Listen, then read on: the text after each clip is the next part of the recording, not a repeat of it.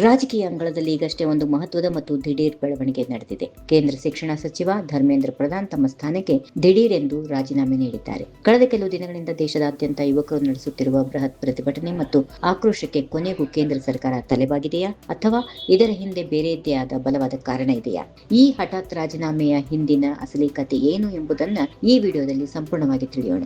ರಾಜೀನಾಮೆಯ ಪ್ರಮುಖ ಕಾರಣಗಳು: ನೆಟ್ ವಿವಾದ, ಪರೀಕ್ಷಾ ಅಕ್ರಮಗಳು ಮತ್ತು ಪತ್ರಿಕೆ ಸೋರಿಕೆ ಹಗರಣದ ಬಗ್ಗೆ ದೇಶದಾದ್ಯಂತ ಭುಗಿಲೆದ್ದ ಆಕ್ರೋಶ, ನಿರಂತರ ಪ್ರತಿಭಟನೆ. ದೆಹಲಿಯಲ್ಲಿ ವಿದ್ಯಾರ್ಥಿಗಳು ತಮ್ಮ ಸಂಘಟನೆಗಳಿಂದ ನಡೆದ ಒಂದು ತಿಂಗಳಿನಿಂದ ಹೆಚ್ಚಿನ ಸತತ ಹೋರಾಟ, ರಾಜಕೀಯ ದುರ್ಬಳಕೆ ತಡೆಯಲು ವಿದ್ಯಾರ್ಥಿಗಳ ಪ್ರತಿಭಟನೆಯ ಕಿಚ್ಚನ್ನು ಕೆಲವರು ದುರ್ಬಳಕೆ ಮಾಡಿಕೊಳ್ಳಬಾರದು ಎನ್ನುವ ಕಾರಣ.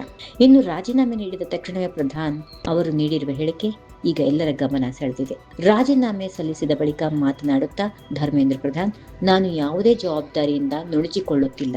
ದೇಶದ ಯುವಕರ ಆಕಾಂಕ್ಷೆಗಳಿಗೆ ನಾನು ಸಂಪೂರ್ಣ ಗೌರವ ನೀಡುತ್ತೇನೆ. ಕಳೆದ 10 ದಿನಗಳಿಂದ ನಡೆಯುತ್ತಿರುವ ಘಟನೆಗಳಿಂದ ಯುವ ಸಮುದಾಯಕ್ಕೆ ದುಃಖವಾಗಿದೆ ಎಂಬುದು ನನಗೆ ಅರ್ಥವಾಗುತ್ತದೆ.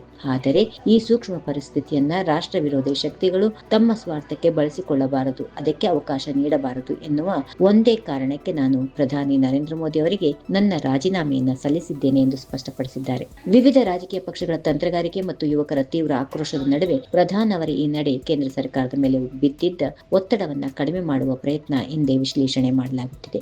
ಒಟ್ಟಿನಲ್ಲಿ ಯುವಕರ ಸುದೀರ್ಘ ಹೋರಾಟ ಪರಿಣಾಮವಾಗಿ ಕೇಂದ್ರ ಸಚಿವರೊಬ್ಬರು ರಾಜೀನಾಮೆ ನೀಡಬೇಕಾದ ಪರಿಸ್ಥಿತಿ ನಿರ್ಮಾಣವಾಗಿದೆ. ಧರ್ಮೇಂದ್ರ ಪ್ರಧಾನ್ ಅವರ ಈ ರಾಜೀನಾಮೆಯಿಂದ ಪ್ರತಿಭಟನೆ ಶಾಂತವಾಗುತ್ತದೆಯಾ ಅಥವಾ ಯುವಕರ ಬೇಡಿಕೆಗೆ ಸರ್ಕಾರ ಪೂರ್ಣ ಪ್ರಮಾಣದಲ್ಲಿ ಒಪ್ಪಿಗೆ ಸೂಚಿಸುತ್ತದೆಯಾ ಎನ್ನುವುದನ್ನ ಕಾದು ನೋಡಬೇಕಿದೆ. ಈ ವಿಷಯದ ಬಗ್ಗೆ ನಿಮ್ಮ ಅಭಿಪ್ರಾಯ ಏನು? ಕಾಮೆಂಟ್ ಮೂಲಕ ತಿಳಿಸಿ. ಧನ್ಯವಾದಗಳು. If you like this video, ಬೇಗ ಲೈಕ್ ಮಾಡಿ, ಕಾಮೆಂಟ್ ಮಾಡಿ, ಶೇರ್ ಮಾಡಿ ಹಾಗೂ ಯೋಯೋ ಟಿವಿ ಕನ್ನಡವನ್ನು ಸಬ್ಸ್ಕ್ರೈಬ್ ಮಾಡಿ.